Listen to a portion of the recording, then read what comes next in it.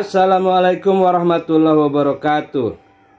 Selamat pagi para netizen di mana saja Anda berada. Salam opini rakyat.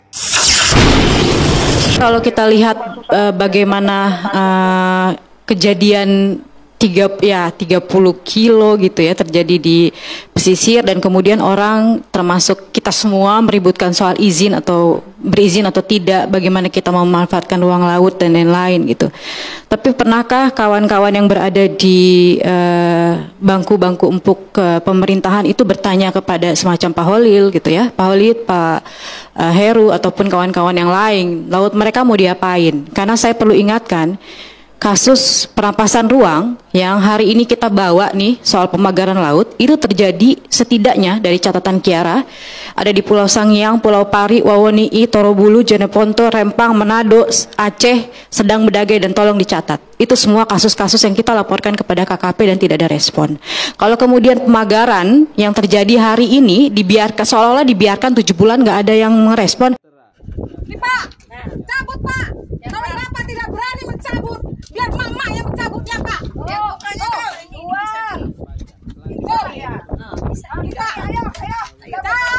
Cabut bangkunya. Cabut bangkunya sekarang juga. Cabut bangkunya. Cabut bangkunya sekarang juga. Kalau Bapak tidak bisa mencabut ini, kita bisa cabut. Mama yang bisa mencabutnya Pak. Ini bisa tidak sana? Bisa. Awas. Nih. Nih. Mama bisa mencabut ya Pak. Cabut bambunya. Kenapa dicabut bambunya sekarang? Cabut itu. Bau tapi bau. Bentar. Ini itu aja dipatah-patahin aja. Tupak. Gampang ternyata. Pagar-pagar yang di laut, daripada kita cuman menyegel, sebaiknya memang dicabut.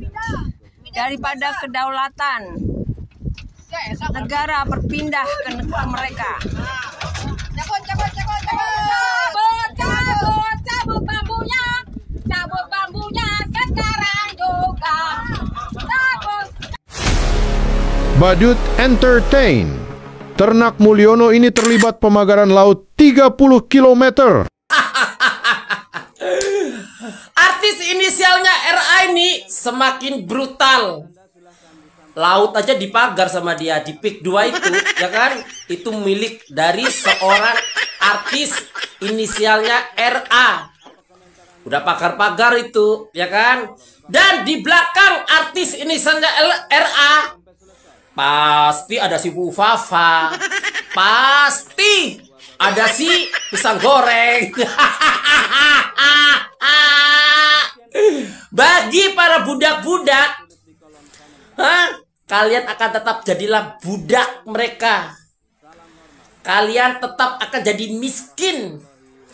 Biarlah mereka jadi orang kaya. Kalian cukup aku kasih bansos. Kalian sembahlah saya. Kasih uang kalian ke saya. Dengan cara apa? Pajak kalian aku naikkan. RA in the gang ini sudah menguasai tempat-tempat di Indonesia. Tempat-tempat strategis. Ada pertambangan, ada ini, ada itu. Ada perjudolan, ya kan? Ada perjudolan, ada apa? Ya, yang menyembah mereka ya pasti orangnya suka judol. Nanti nyerangnya ke saya, katanya saya suka judol. Bagi para budak, kalau nggak bikin berita hoak, ya bukan budak namanya. Rafael Alun, kenapa dia tidak bersuara? Ya, takut tidak, ya kan? Mungkin ada perjanjian, ya kan? Perjanjian kan nanti kamu lepas dari ini, ya kan? Dari penjara, lu tetap hidup mewah, lu tetap enak, lu punya saham sana sini, ya kan? Bersama RA Entertainment.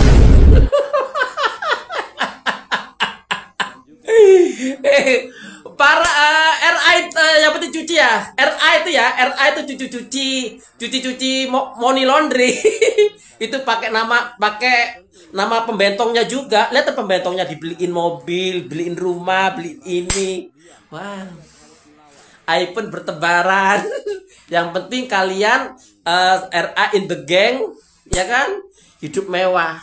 Kalian para budak, cukuplah kau jadi budak seumur hidup lu. Salam waras.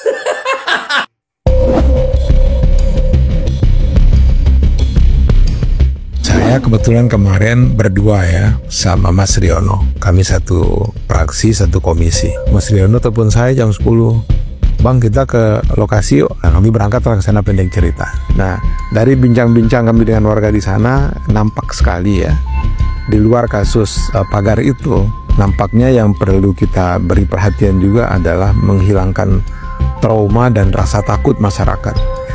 Karena kami melihat mereka itu melihat dengan siapa bicara gitu kan, kira-kira tendensi apa motif orang datang, itu mereka sangat teliti dengan itu gitu.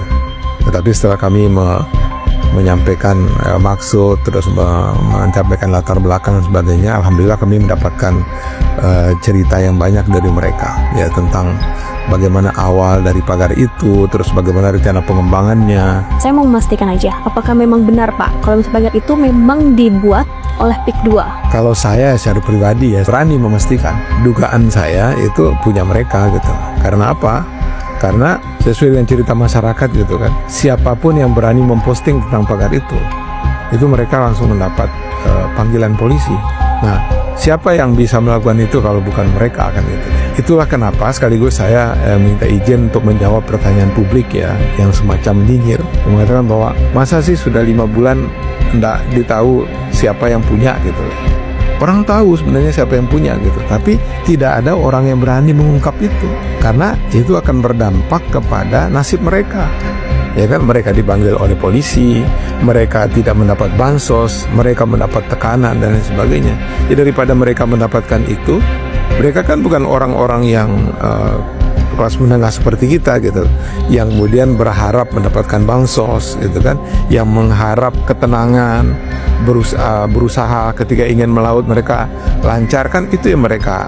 Nah, kalau itu kemudian terganggu, ya mereka lebih cari aman untuk tidak memberikan itu. Nah, itulah gunanya kita, koalisi masyarakat sipil, anggota DPR yang punya fungsi pengawasan, dan juga media mungkin untuk menceritakan ini gitu.